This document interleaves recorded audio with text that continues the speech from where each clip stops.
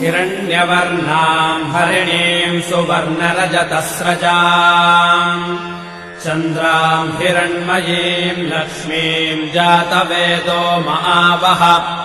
ताम् महावः जातवेदो लक्ष्मीमनपगामिनीम्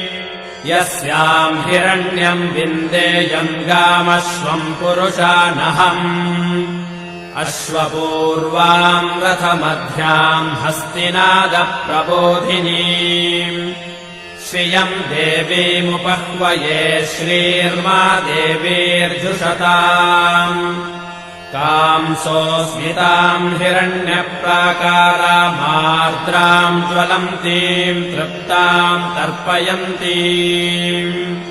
पद्मे स्थिताम् पद्मवर्णाम् तामिहो बह्वये श्रियम् चन्द्राम् प्रभा